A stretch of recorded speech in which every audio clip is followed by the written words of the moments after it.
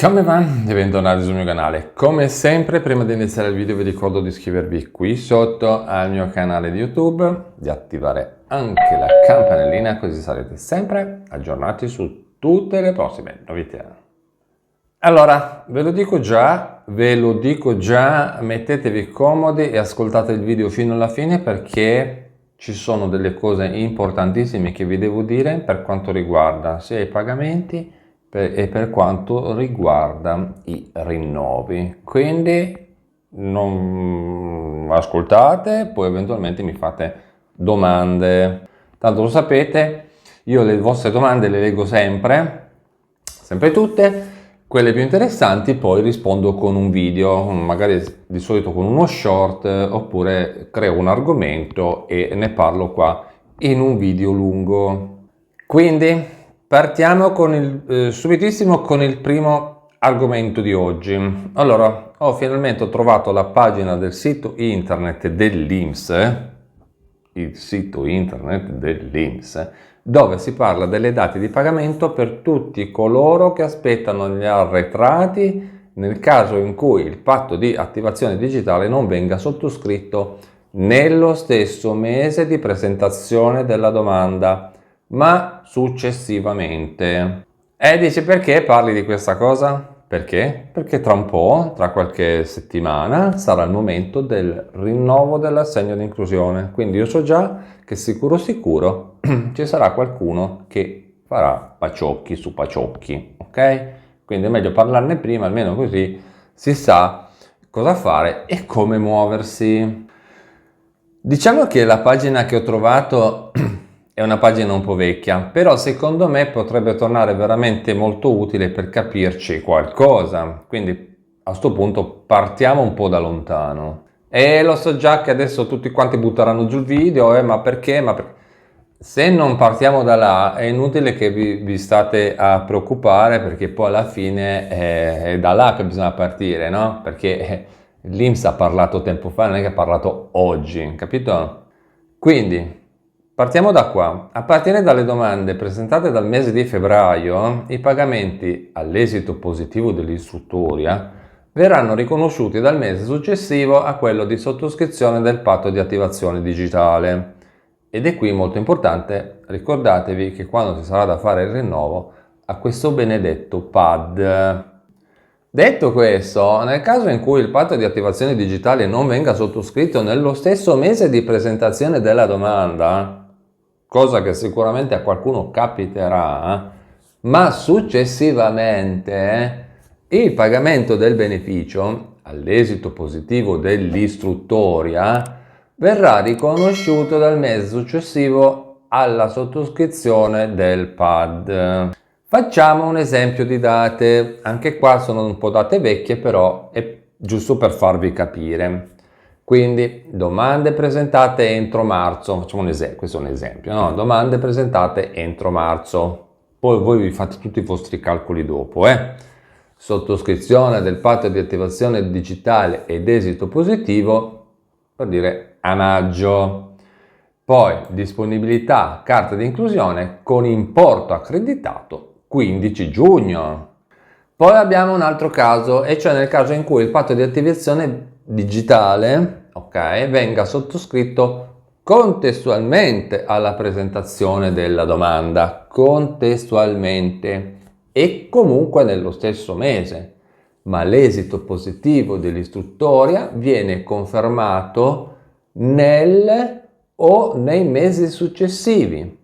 Il primo pagamento viene fatto alla prima data utile successiva all'esito positivo dell'istruttoria, ma le mensilità del beneficio verranno poi riconosciute a decorrere dal mese successivo alla sottoscrizione del PAD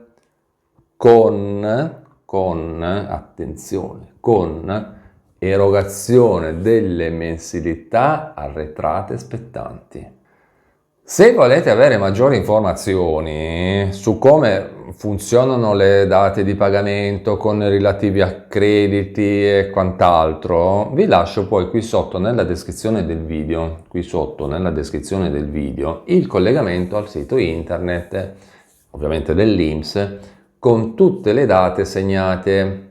Ovviamente, ve lo dico, trovate scritto 2024, ma diciamo che questa cosa potrebbe veramente aiutarvi a capire. Tra l'altro, visto che abbiamo parlato di informazioni qui sotto nella descrizione del video, ricordatevi che qua sotto vi lascio anche come primo collegamento tutta una serie di un collegamento internet, no? Un collegamento internet con tutta una serie di informazioni che ho racchiuso tutto insieme, ok? Quindi andate lì e trovate il primissimo collegamento, ci cliccate sopra e veramente da lì si parte perché da lì, adesso non voglio farla troppo lunga perché poi mi dite ma perché tu ripeti solo le cose, ma non voglio farla troppo lunga, lo dico più che altro per i nuovi. Ecco, ok? Perché poi dopo mi fate una capa tanta e mi dite, ma tu ripeti le cose. Allora, da lì, per i nuovi, da lì si parte per diventare super iscritti del mio canale, ricevere una cartolina digitale da parte mia, iscrivervi al canale, volete scrivermi privatamente, da lì mi potete scrivere perché molte persone mi dicono non riesco a contattarti, come faccio a contattarti? Ok? Da lì c'è la possibilità di contattarmi, ok? L'ho detto solo per i nuovi, molto veloce. Poi cambiamo argomento e parliamo di un'altra questione che comunque è sempre riferita al discorso dei rinnovi, ok? Per quanto riguarda l'assegno di inclusione, allora questa è una domanda e può essere utile a tutti.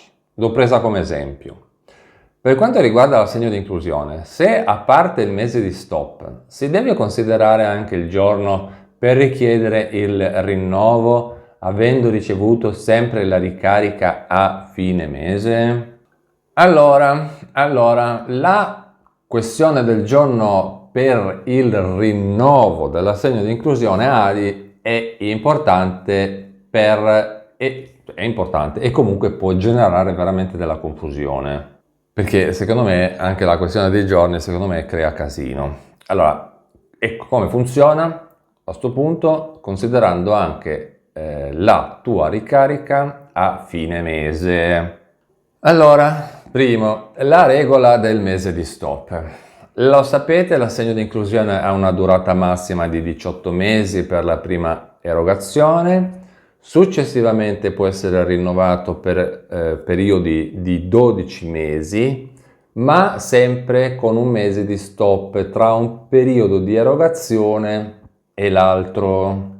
Questo mese di stop, questo benedetto mese di stop è fisso, e non dipende dal giorno esatto in cui ricevi la ricarica. Se la tua ultima ricarica delle 18 mensilità o delle 12 nel caso di rinnovo, quando sarà poi, questo ne parleremo poi il prossimo anno, è stata a fine mese, il mese successivo sarà quello di sospensione. Secondo, ok? Quando richiedere il rinnovo, il giorno conta, sottocapitolo. Qui è dove il giorno acquista, diciamo, importanza di tutta questa storia.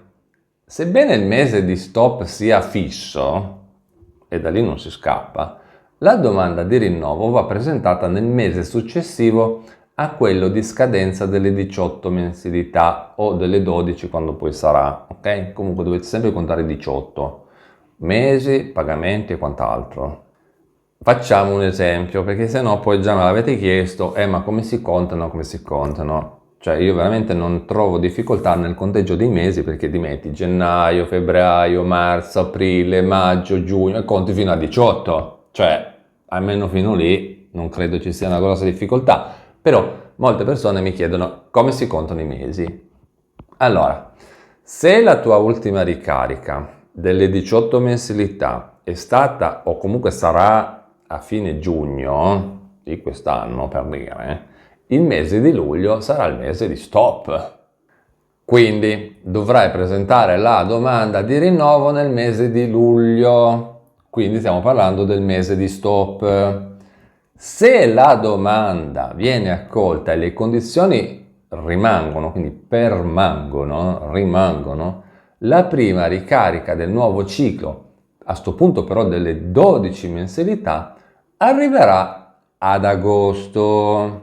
Quindi non è tanto importante il giorno preciso, tac, puntuale della ricarica a fine mese, ma a influenzare il momento del rinnovo quanto il mese in cui si concluse il ciclo di erogazione. E quindi a questo punto la domanda va fatta durante il mese di pausa. Un'altra storia è questa: cosa succede se si sbaglia il mese? Cosa succede? Attenzione. Allora, io vi dico già che è fondamentale presentare la domanda di rinnovo nel mese di sospensione. E abbiamo già parlato prima, ne abbiamo già parlato anche infinite volte in altri video, che trovate tutti sul canale, quindi non mi chiedete di riparlarne di nuovo, perché non è che sto lì a ripetere le 50.000 volte le stesse identiche cose. Allora, se la domanda viene presentata in ritardo, la prima ricarica del nuovo ciclo, per le 12 mensilità, potrebbe slittare ulteriormente, causando quindi a questo punto un periodo più lungo senza ricevere nessun beneficio. A sto punto, per essere sempre sicuro delle date precise e della tua situazione specifica, è sempre consigliabile fare un paio di cosine, e te ne dico due. Primo, consultare il fascicolo previdenziale dell'INPS sul sito internet www.inps.it, ok? Entrando con SPID, C, CNS, CIC, SPIC, SPAN. Lo sapete, questo ve lo dico già tante volte. E lì si può verificare lo stato della domanda, le mensilità percepite, le scadenze. Secondo, rivolgersi a un CAF o un patronato, e loro veramente possono aiutarvi a darvi informazioni, fornirvi assistenza, aiutarvi, presentare le domande, rinnovi, tempi, non tempi. Rivolgetevi al consulente fiscale.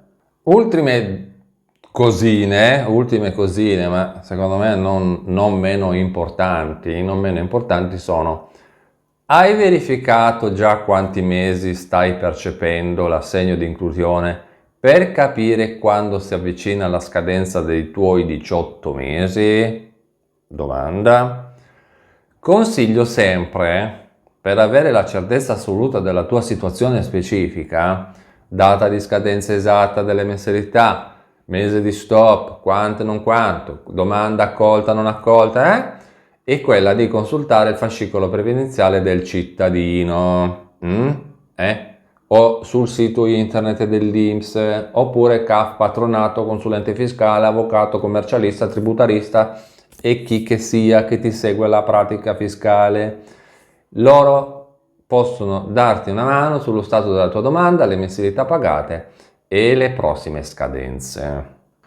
Io spero che più o meno adesso si sia capito, Poi vabbè, se avete altre domande, come sempre lo sapete, potete commentare qui sotto nei commenti, farmi domande. Io quelle più interessanti e utili per la comunità le prendo e rispondo poi una volta al giorno con uno short. Tutte le altre domande, lo sapete, le trovate in abbonamento qui sul mio canale di YouTube, quindi qua sotto questo video trovate anche il tasto abbonati. L'abbonamento è livello 2, il livello delle risposte alle vostre domande, livello 2, ok?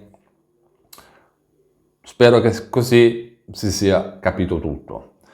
Io vi ringrazio per avermi guardato, vi ricordo di iscrivervi qui sotto al mio canale di YouTube, di attivare anche la campanellina, così sarete sempre aggiornati su tutte le prossime novità. E noi ci vediamo in un prossimo aggiornamento, sempre qui sul mio canale di YouTube. A presto, ciao!